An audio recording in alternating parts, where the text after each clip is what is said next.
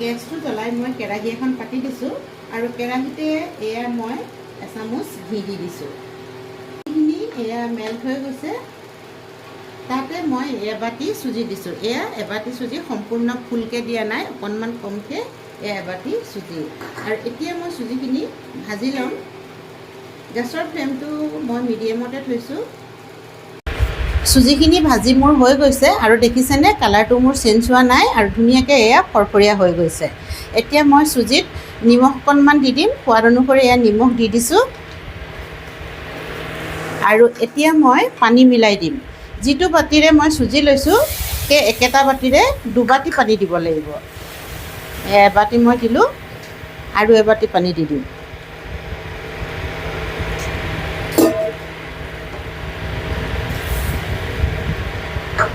আৰু এইখিনি এতিয়া মই লৰাই থাকিম। দেখিছেনে ধুনীয়াকৈ অকণমান গোটা গোটা বান্ধি গৈছে পানী দিয়াৰ লগে লগে, সেইকাৰণে হাতাখনেৰে মোহাৰি হেঁচি দিছোঁ। আৰু এতিয়া ধুনীয়া এটা ডো বনাই ল'ব লাগিব।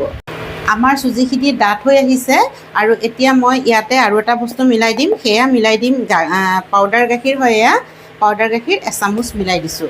পাউডাৰ গাখীৰটো অপশ্যনেল হয়, নিমিলালেও একো কথা নাই, কিন্তু মিলালে কি হ'ব, আমাৰ পিঠাটো খাবলৈ বহুত সোৱাদ লগা হ'ব। সেইকাৰণে মই এচামুচ পাউডাৰ গাখীৰ মিলাই দিছোঁ।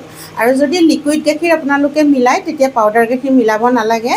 মই যিহেতু পানী মিলাইছিলোঁ সেইকাৰণে এচামুচ মই এয়া পাউডাৰ গাখীৰ মিলাই দিছোঁ। আৰু এইখিনি মই এতিয়া একদম ধুনীয়াকৈ দেখিছেনে কেনেকৈ ধৰি লৈছোঁ এই কেৰাহীখনত, আৰু লৰাই থাকিব লাগিব। আৰু গেছৰ ফ্লেমটো ল' মিডিয়াম কৰি থৈছোঁ। আৰু ধুনীয়া এটা ৰুটি বনোৱাৰ যেনেকুৱা আমি আটাৰ ডো বনাওঁ তেনেধৰণৰে বনাই ল'ব লাগিব। দেখিছেনে চুজিখিনি ধুনীয়াকৈ ডাঠ হৈ গৈছে। ঠাণ্ডা হ'লে আৰু অকণমান ডাঠ হৈ যাব।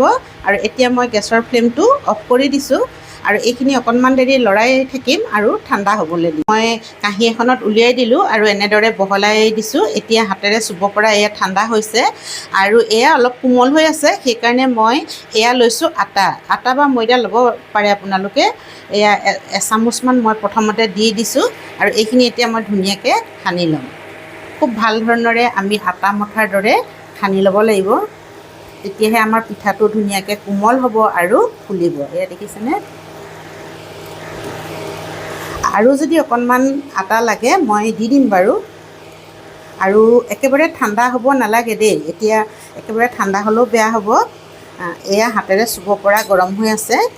এয়া মই চুজিখিনি ধুনীয়াকৈ মঠি ল'লোঁ আৰু চুজিখিনি খুব ভালদৰে মঠি ল'ব লাগিব। আৰু আপোনালোকক দেখুৱাইছোঁ, এয়া দেখিছেনে বহুত বেছি টানো নহয় আৰু একেবাৰে কোমলো নহয়, আমি বেলিব পৰাকৈ মঠি ল'ব লাগিব। আৰু এতিয়া মই ইয়াৰে দুভাগ কৰিম। প্ৰথমতে এয়া দুভাগ কৰিলোঁ, এভাগ মই থৈ দিছোঁ আৰু এই এভাগ লৈ লৈছোঁ দেই। আৰু ধুনীয়াকৈ মই গোল বনাই ল'ম আৰু ইয়াত অকণমান আটা দি দিম। যিহেতু আমি বেলিব লাগিব, আটা নিদিলেও একো নাই, যদি আপোনালোকে এনেকৈ বেলিব পাৰে তেনেকৈ বেলিব। মই অকণমান দি লৈছোঁ, তেতিয়া বেলিবলৈ ভাল হয়। আৰু এতিয়া লাহে লাহে বেলি যাম।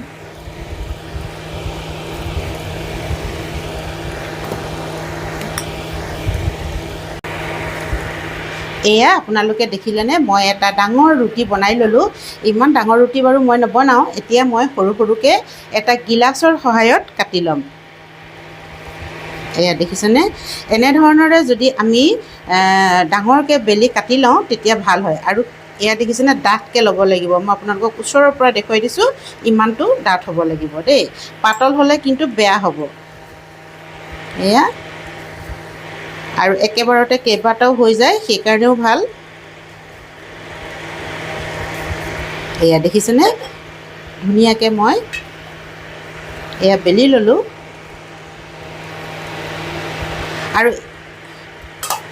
আৰু এইবোৰ যে থাকি যাব, এইখিনিও আকৌ পিছত আমি লাডু বনাই বেলি ল'ব পাৰিম। সেইকাৰণে পেলনি নাযায় বাৰু একো বস্তু। এয়া দেখিছেনে মই ধুনীয়াকৈ বেলি ল'লোঁ। এনেদৰে মই বাকী থকাখিনিও প্ৰথমতে বেলি ল'ম। গেছটো জ্বলাই মই কেৰাহী এখন পাতি দিলোঁ আৰু কেৰাহীত এয়া মই ৰিফাইন তেল দিলোঁ। তেলখিনি অলপ গৰম হৈছে আৰু তাতে মই ঘি এচামুচ দি দিছোঁ। ঘি খাই যদি আপোনালোকে বেয়া নাপায়, এনেধৰণৰে ঘি এচামুচ দি দিলে মানে ভাল লাগে দেই। এটা এটাকৈ পিঠা দি যাম। এয়া দেখিছেনে, বুৰবুৰণি উঠি আহিছে আৰু ধুনীয়াকৈ পিঠাটো ফুলি ওপৰলৈ উঠি আহিব নিজে নিজে। এয়া চব অকণমান এনেকৈ লৰাই দিছোঁ মই।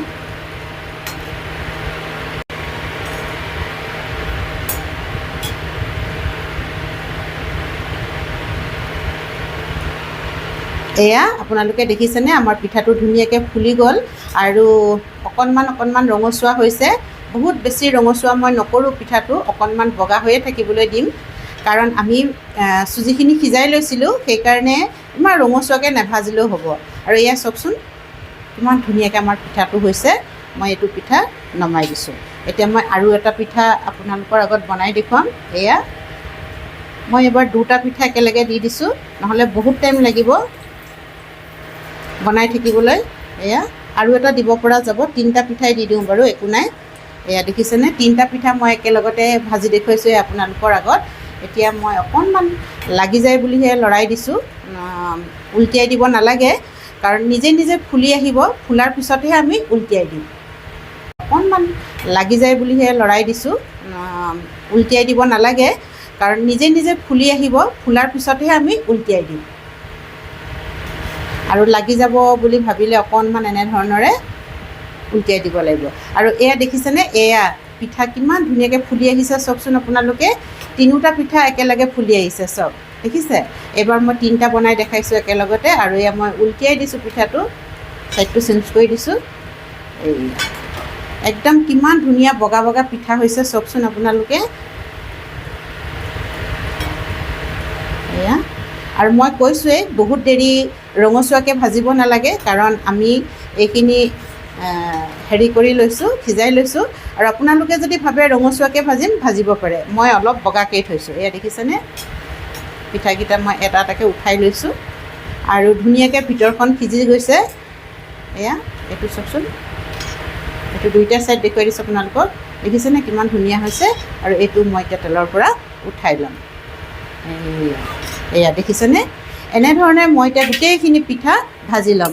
পিঠাখিনি বনাই হৈ গ'ল। মই আপোনালোকক দেখুৱাবৰ কাৰণে ধুনীয়াকৈ প্লেটত সজাই থৈছোঁ। আৰু দেখিছেনে কিমান ধুনীয়া ফুলা ফুলা পিঠা, খাবলৈ বহুত সোৱাদ লগা আৰু অতি সহজেই বনাব পাৰি। আপোনালোকে দেখিলে, আৰু আপোনালোকে যদি বনোৱা নাই এবাৰ বনাই চাব পাৰিব, ট্ৰাই কৰি চাব পাৰিব। লগতে ভিডিঅ'টো চাই যদি আপোনালোকৰ ভাল লাগিল, লাইক কৰিব, শ্বেয়াৰ কৰিব আৰু কমেণ্টছ কৰিব। যিসকলে মোৰ চেনেলটো ছাবস্ক্ৰাইব কৰা নাই তেওঁলোককো অনুৰোধ কৰিছোঁ যাতে মোৰ চেনেলটো ছাবস্ক্ৰাইব কৰি লয় আৰু কাষতে থকা বেল আইকনটো দবাই দিয়ে। আজিৰ ভিডিঅ'টো ইমানতে সামৰিছোঁ। ধন্যবাদ।